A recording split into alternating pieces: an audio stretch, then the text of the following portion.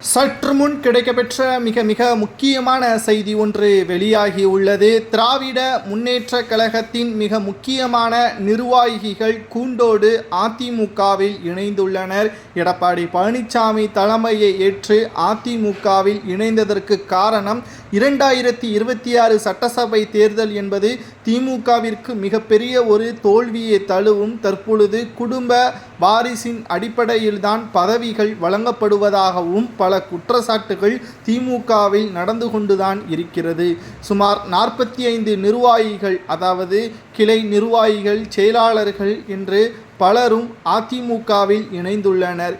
அதிமுக வெற்றியடைவது கடினம் என்று திமுகவினர்களால் பரப்பப்பட்டு வரக்கூடிய நிலையில் தற்பொழுது மிகப்பெரிய அளவிலான வெற்றி 2026 சட்டசபை தேர்தலில் கிடைக்கும்.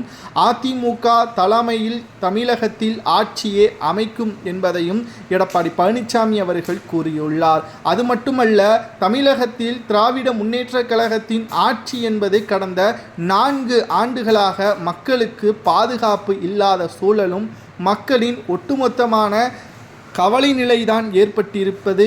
காவல்துறை அதிகாரிகள் மக்களுக்கு பாதுகாவலனாக இருப்பார்கள். ஆனால் தற்பொழுது காவல்துறை அதிகாரிகளை பார்த்தாலே கடும் கோபமும், குறிப்பாக அரசு உயர் அதிகாரிகளது கட்டுப்பாட்டிலும் திமுகவின் நிர்வாகிகளது கட்டுப்பாட்டிலும் இருப்பது மனவேதனையை அளிப்பதாகவும் தெரிவித்திருக்கிறார்.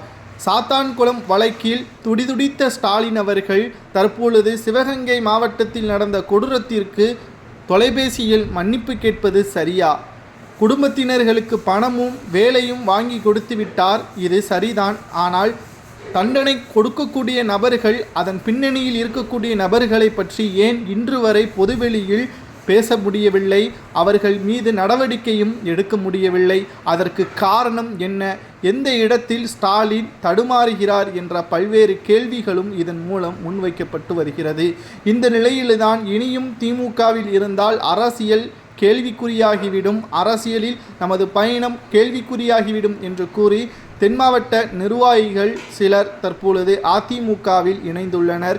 இதனால் திமுகவிற்கு மிகப்பெரிய ஒரு மனக்கவலை ஏற்பட்டிருப்பதாகவும், ஒரே அணியில் தமிழ்நாடு என்பதை தொடங்கி வைத்த ஸ்டாலின் அவர்கள் வீட்டிற்கு செல்லும் பொழுதெல்லாம், அதாவது திமுகவின் நிர்வாகிகள் மக்களின் வீட்டிற்கு செல்லும் பொழுதெல்லாம் விரட்டி அடிக்கப்படுவதாகவும் செய்திகளை நம்மால் பார்க்க முடிகிறது. தமிழ்நாட்டை காப்போம் என்ற பயணம் ஜூலை 7ஆம் தேதி நடைபெறுகிறது. இதன் மூலம் பல திமுகவின் நிர்வாகிகள் அதிமுகவில் இணையலாம் என்றும் கூறப்படுகிறது. திமுகவில் இருந்து விலகி அதிமுகவில் இணைந்தவர்கள் சரியா தவறு என்பதை கூறுங்கள்.